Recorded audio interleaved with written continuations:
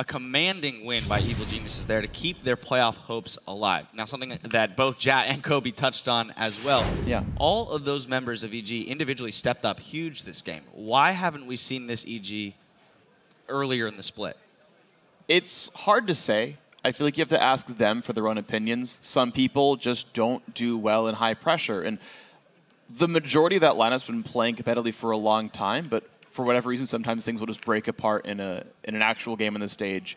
For whatever reason, it just happens. I just feel like something breaks down. Like, I'm not them. I can't tell you, but something clearly breaks down when they get on the stage. If they keep playing like that, they are a really good team. Yeah, I can't tell you either, but we did see little glimpses of this back when they played CLG and ended the game in about 27, 28 minutes. They know how to close games out, but they don't know how to always get that lead in the early game and then snowball it from there.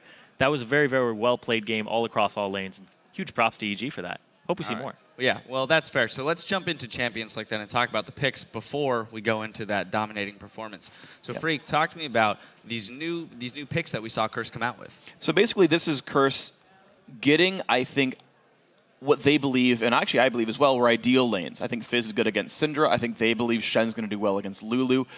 Dominates Evelynn is awesome, and they banned Morgana and got to pick Braum in the first round. Like, all these things should spell lane wins. The problem for Curse is Dominate, I thought, actually played really well despite having 6 deaths this game. I thought he was making really, really smart moves.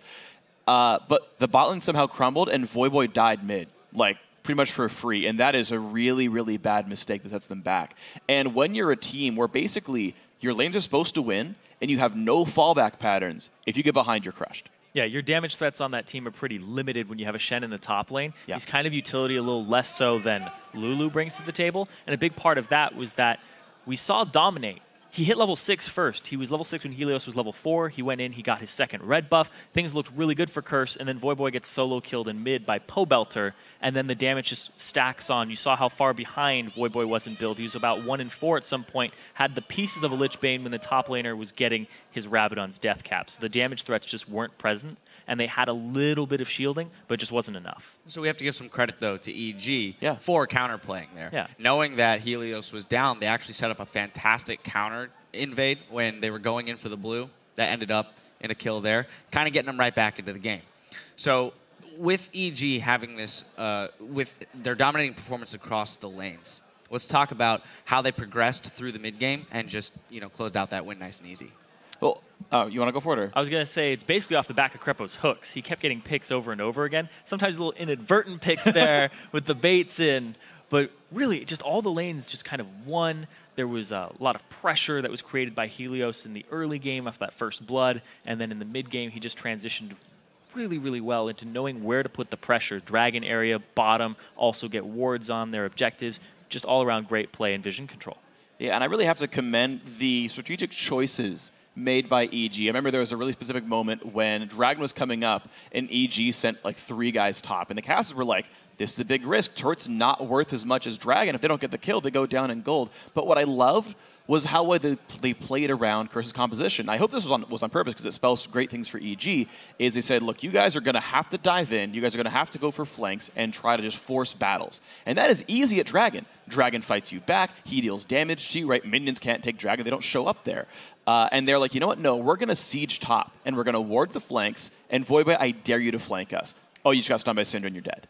Right? And they opted out of the Dragon fights, opted into a turret push where they could control all of the factors of the fight. And that is such a smart decision against a team that wants to wreak havoc against you, that it was a very clean win. It's a very valid point, saying that they looked for picks and were avoiding fights as much as they could until they had hit that power spike where they were capable of winning them pretty easily. So that being said, we're going to pull up a replay here. Zirene around the Baron area, red side jungle Baron area, mid game. This is where we finally have like our first big team fight. All right, so this is the Dragon area right here. Krepo, it actually ends up being a 3v5 with the 5 members of Curse showing up. We're going to roll the clip out right now. You can see that Altec, and we also have Helios in the top lane. Shen gets here first. Krepo, he's actually baiting this out. They get the stun up.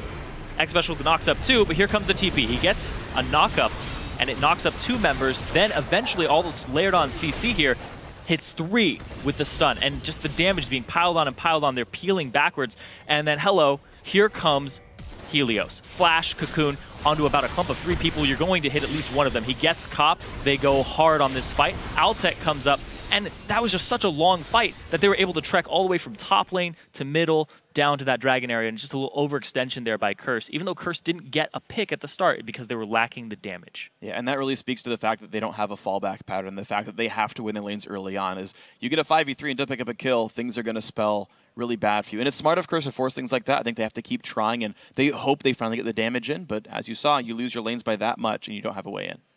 All right, real quick, one final question. EG is going to start off their week next week with Cloud9, who's looking pretty good themselves. So are they going to be able to keep this playoff dream alive?